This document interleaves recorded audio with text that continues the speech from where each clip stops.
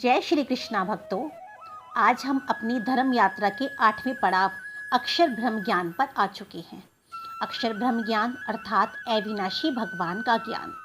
इस अध्याय में हम जानेंगे कि अर्जुन की एक और दुविधा है और यह दुविधा हमारी भी है भक्तों। दुविधा है कि मनुष्य अंत समय में कैसे श्री कृष्ण भगवान को प्राप्त कर सकता है, और इस अध्याय में भगवान इसी दुविधा का हल हमें बताएंगे। अर्जुन परमेश्वर से पूछता है, हे भगवान, ब्रह्म क्या है, अध्यात्म क्या है, कर्म क्या है, अधिभूत को क्या कहते हैं, अधिदेव किसे कहते हैं, अधियज्ञ कौन है, और यह अधियज्ञ शरीर में कैसे रहता है। हे भगवान, दृढ़ मन से भक्ति में लग्नशील मनुष्य आपको कैसे जान सकते हैं।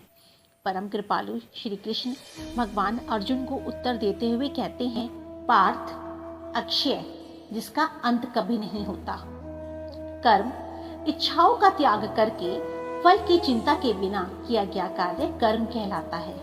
अधिभूत जो पल भर के लिए होता है, जैसे कि पार्थ यह दुनिया। अधिदेव जो अक्षय है, अविनाशी है, जिसका किसी भी लोक में नाश नहीं हो सकता। भक्तों, ये अधिदेव हमारे श्री कृष्ण हैं। श्री कृष्ण ही परम ब्रह्म है, परम सत्य है, अविनाशी है। अधियज्ञ सभी प्राणियों के हृदय में स्थित परमात्मा, सभी यज्ञों का स्वामी अधियज्ञ है। प्रिय अर्जुन, शरीर का त्याग करते समय जो मेरा सिमरन करता है, निसंदेह वो मुझे ही प्राप्त करता है। परमात्मा श्री कृष्ण भगवान से आगे कहते हैं कि मृत्यु समय पर कौन उनका सिमरन कर पाता है, ये मैं तुम्हें बताता हूँ। अंत समय में प्राणी जैसा सोचता है वैसा ही अगला जन्म प्राप्त करता है। यदि प्राणी अंत समय में प्रभु का सिमरन शांत चित्त से करता है तो उसे परम ब्रह्म की प्राप्ति अवश्य होती है। मेरी प्राप्ति अवश्य होती है अर्जुन। परंतु ऐसा योगी बनना आसान नहीं। ऐसे योगी अपने हर कार्य में प्रभु का सिमरन करते हैं। हर समय प्रभु सिमरन उनके मन में चलते रहता है। ऐसे योगी का अंत समय मैं ही निश्चित करता हूँ कि वे मुझे ही प्राप्त हो। इसके बाद भगवान अर्जुन को बताते हैं, सुनो अर्जुन, यह दुनिया ब्रह्मा जी ने एक दिन में रची है। उनका एक दिन हमारी धरती के 4.32 अरब साल के बराबर है।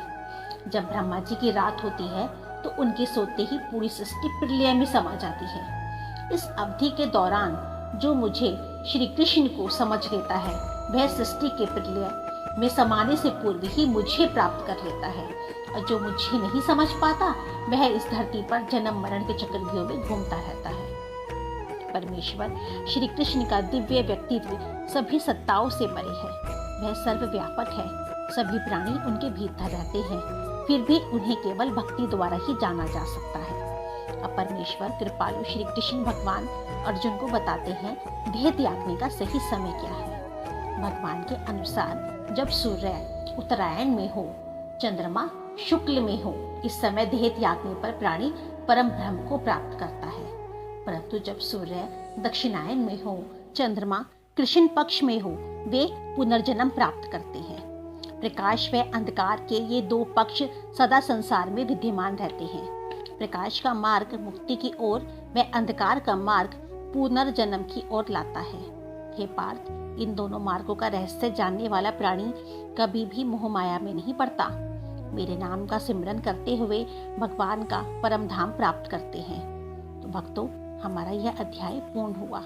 इसका सार अगर कहूँ तो हम सोचते हैं कि अंत समय में सिमरन करेंगे, अभी तो हम जवान हैं, एंजॉय कर लें। तो भक्तों, इस अध्याय में यही समझाया गया है।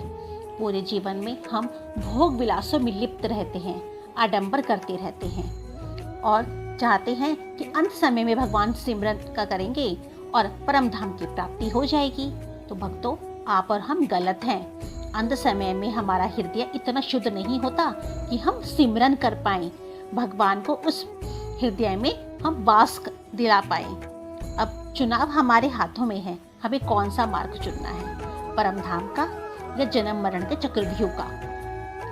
तो इस अध्याय को मैंने सरल से सरल शब्दों में समझाने का प्रयास किया है। इसमें मुझसे कोई गलती हुई हो तो मैं हृदय से क्षमा मांगती हूँ। जय श्री कृष्ण। राधे राधे।